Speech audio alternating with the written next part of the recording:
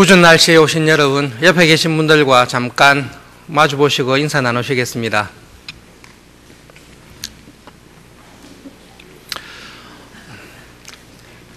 특별히 많은 말씀을 나누지 않더라도 새벽 기도에 같이 왔다라는 것 자체가 좀 더 친밀해지는 것 같습니다. 네, 감사합니다.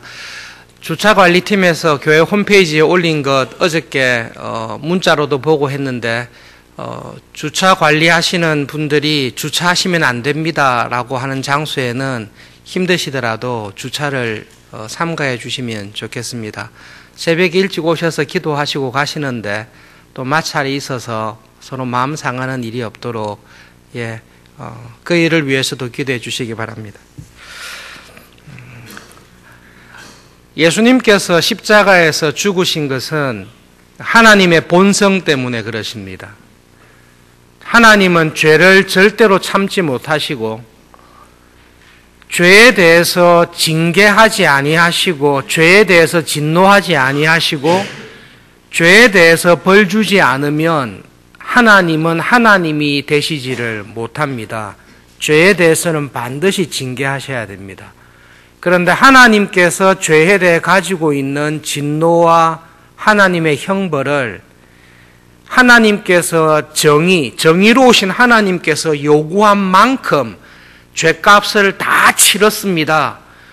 하나님의 입장에서 이 죄에 대해서 나의 정의가 요구하는 징계와 처벌과 심판을 만족스럽게 다 했다라고 한 것이 예수님의 십자가입니다.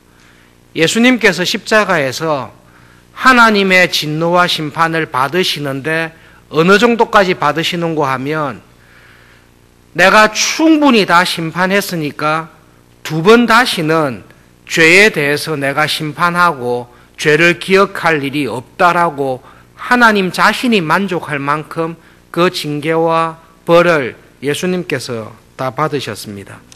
우리에게 있는 질문이 이것입니다. 죄를 범한 사람이 벌을 받아야 될 텐데 죄를 범하지 아니한 다른 사람이 대신해서 벌을 받아줄 수 있는가라는 문제입니다. 하나님께서 죄에 대해서 속죄하는 방법을 구약에서 말씀하신 것이 레위기에 나와 있습니다. 오늘 레위기에 나와 있는 죄를 속죄하는 방법 가운데 너무나 현저하게 나타나는 특징은 안수하는 것입니다. 죄를 지은 사람이 자기의 죄를 속하기 위해서 하나님 앞에 나왔습니다. 그런데 흠이 없고 점이 없는 흠 없는 짐승을 데리고 나왔습니다. 흠 없는 짐승은 이 짐승은 무죄하다. 이 죄는 하나님 앞에서 아무런 죄가 없다라는 것을 상징하는 것입니다. 하나님께서 정하신 방식입니다. 율법을 내신 분도 하나님이시고 율법을 하나님께서 내실 때 분명히 이 율법을 깨뜨릴 것이라는 것을 하나님은 이미 알고 율법을 주신 하나님께서는 분명히 율법을 깨뜨릴 사람들의 죄를 속할 수 있는 방법으로 제사를 주셨습니다. 제사의 특징은 안수하는 것입니다. 하나님 앞에 나와서 죄를 범한 사람이 흠 없는 짐승에게 머리에 안수하면서 내가 범한 죄를 짐승에게 다 돌립니다. 그리고 이 짐승을 죽여버립니다. 그리고 이 짐승이 죽은 피를 가지고 하나님 앞에 와서 제사를 드릴 때 그 짐승을 불에 태워서 그 짐승이 타는 향이 올라갈 때에 하나님께서는 그 짐승의 죽음을 합당한 죽음이라고 보시고 제사 드리는 사람의 죄를 다 용서해 주신다라는 것이 속죄하는 하나님의 원리입니다. 그래서 여러분 제사에서 두드러지게 나타나는 것은 딱 두 가지입니다. 내 죄를 안수해서 흠 없는 짐승에게 다 전가시켜 버린다는 것이고 나의 모든 죄를 다 짊어진 짐승이 나를 대신해서 완전히 죽는 것입니다. 그렇게 했을 때 하나님께서는 제사 드리는 사람의 죄를 없다라고 여기시고 그 사람을 의롭게 받아주신다는 것, 그것이 하나님께서 정하신 원리입니다. 하나님께서 모세를 통해서 제사법을 줬을 때 이때에 이러한 속죄의 방법을 정하셨습니까? 아니요, 그렇지 않습니다. 하나님께서 죄를 이렇게 용서하겠다라는 것은 모세를 통해 주신 제사법에 분명하게 드러났지만 내가 이런 방식으로 사람의 죄를 용서하겠다라는 하나님의 마음은 아담과 하와가 타락했을 때, 타락한 아담과 하와를 찾아갔을 때 이미 하나님께서는 보여주셨습니다. 하나님께서 아담과 하와를 찾아오셨을 때 아담과 하와는 무엇을 하고 있었습니까? 숨었습니다. 나뭇잎으로 치마를 만들어서 자기들의 몸을 가렸습니다. 왜 몸을 가렸고 왜 숨었습니까? 한 가지 이유 때문입니다. 죄 때문에 그렇습니다. 하나님 앞에 자기들이 서려고 할 때에 이전과 달리 죄가 자기들의 양심을 누르고 있습니다. 하나님 앞에 자기의 모습을 드러내려고 할 때 죄로 말미암은 부끄러움과 수치가 아담과 하와에게 있습니다. 그래서 하나님께서 올 때에 숨어버렸습니다. 죄 때문에 숨었습니다. 몸을 가렸습니다. 죄 때문에 몸을 가렸습니다. 그런데 하나님께서는 아담과 하와를 만나서 말씀하시고 난 다음에 나뭇잎으로 만든 옷이 아니라 가죽 옷을 주셨습니다. 여러분, 우리가 아담과 하와의 입장이라면 하나님께로부터 옷을 받았습니다. 그 옷을 받았을 때 이 옷을 주신 하나님이 왜 주셨다라고 생각하시겠습니까? 내가 지금 옷을 만들어 입고 있습니다. 내가 옷을 만든 이유는 딱 한 가지 이유입니다. 죄 때문에 옷을 만들었습니다.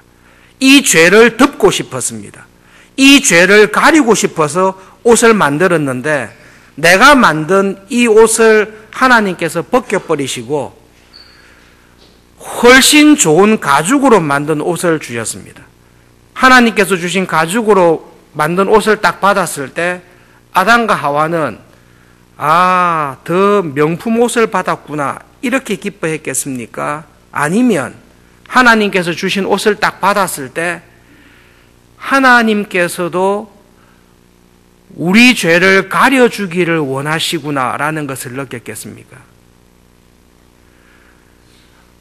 아담과 하와의 입장에서 하나님께서 나에게 주신 옷을 받았을 때는 자기들이 옷을 만든 이유하고 똑같습니다. 하나님 앞에서 이 죄를 가리고 싶어서 옷을 만들었고 죄로 말미암은 수치와 부끄러움 때문에 옷을 만들었습니다. 그런데 그들을 찾아오신 하나님께서는 그들의 죄로 인한 수치와 부끄러움을 더 잘 가릴 수 있도록 더 좋은 옷을 만들어서 자기들에게 주었습니다. 아담과 하와는 에덴에서 쫓겨날 때에 하나님께서 주신 선물 한 가지를 들고 그것을 입고 나왔는데 자기들의 죄를 가려주는 옷을 하나님께로부터 선물을 받아서 왔습니다. 하나님께서 주신 옷을 보았습니다. 가죽 옷으로 만들었습니다.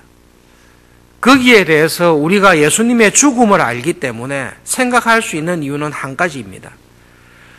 모세를 통해 주신 제사의 법을 알기 때문에 하나님께서 가죽 옷을 만들어 줬다는 것에 대해서 하나님의 마음은 딱 한 가지입니다.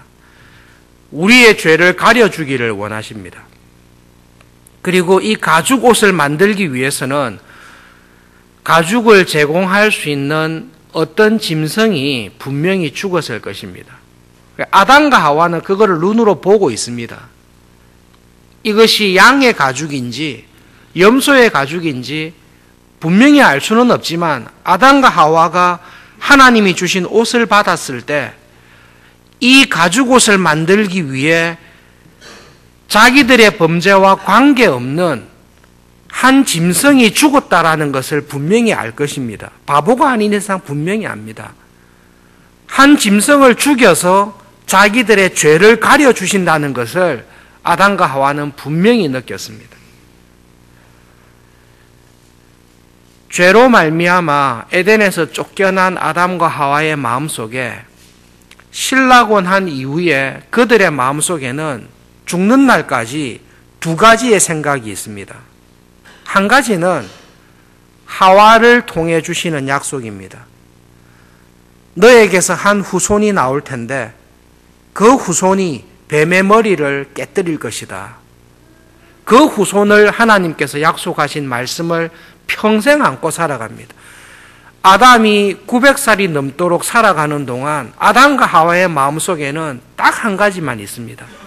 뱀의 머리를 깨뜨려서 우리를 구원해 줄 그 약속의 후손이 하와에서 나올 텐데 누가 나올까를 평생 기다리면서 살아갑니다.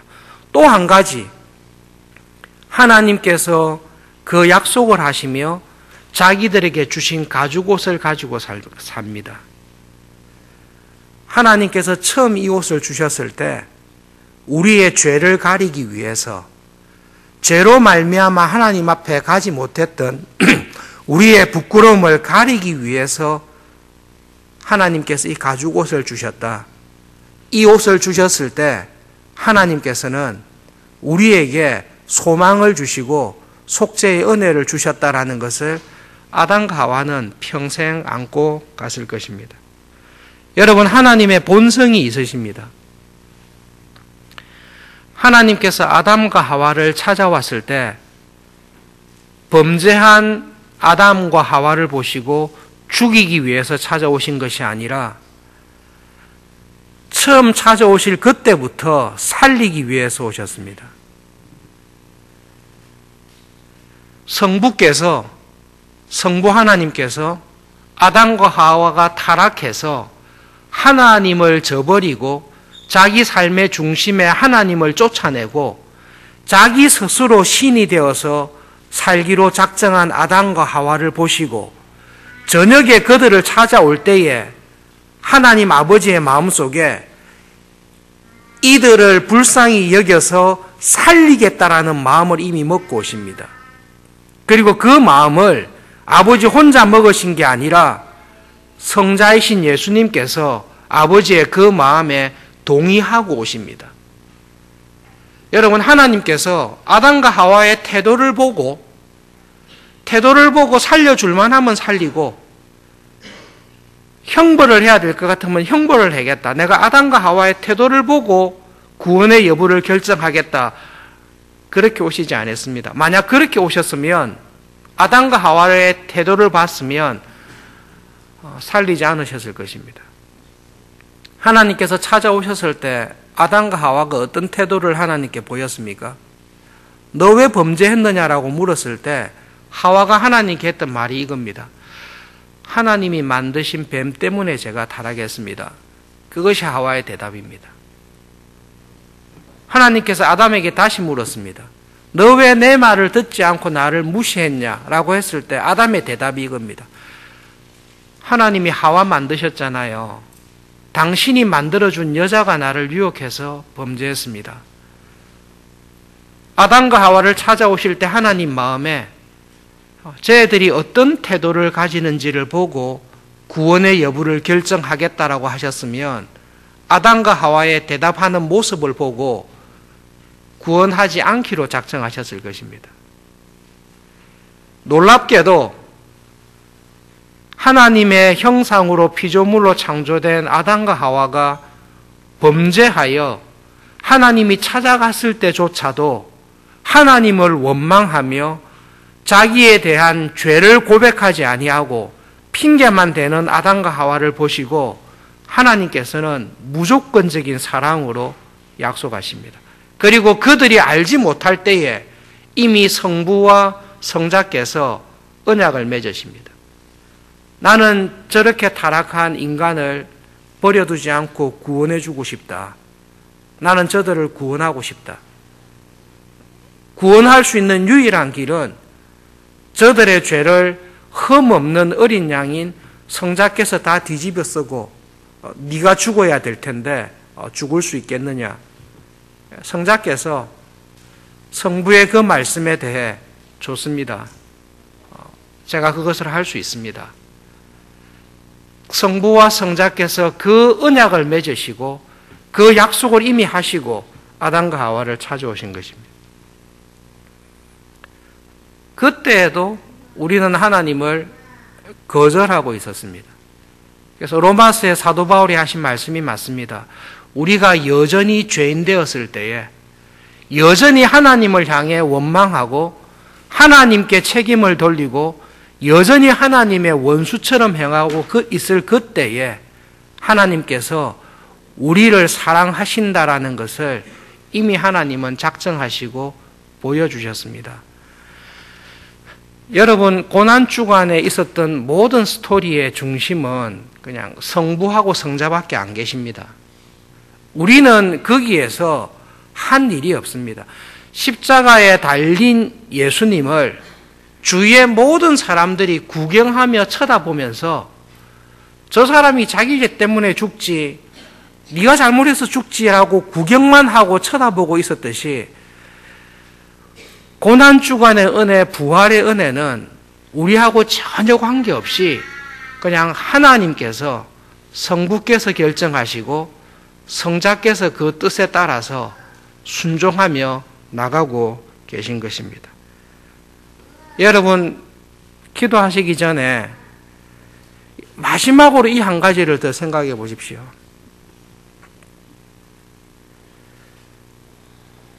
하나님께서 어떤 분이시길래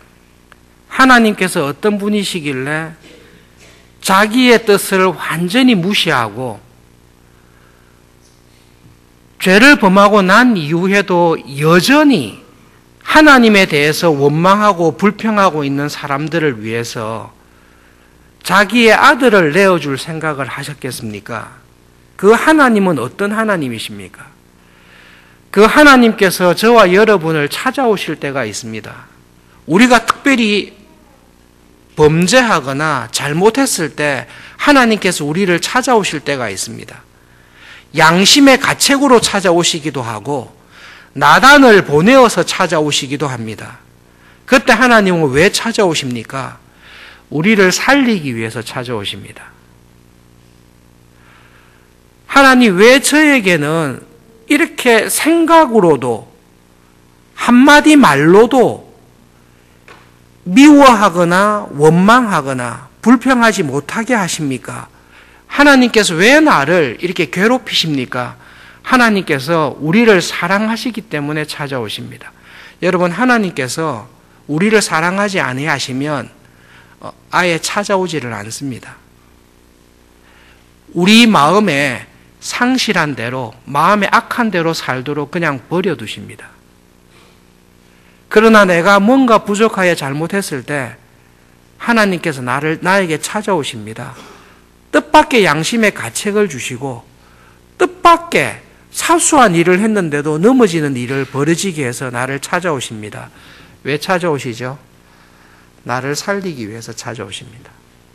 그런데 내가 회개하지 않을 그때에 나는 이 죄 가운데 그대로 살 거예요라고 작정하는 그때에도 하나님께서는 찾아오십니다.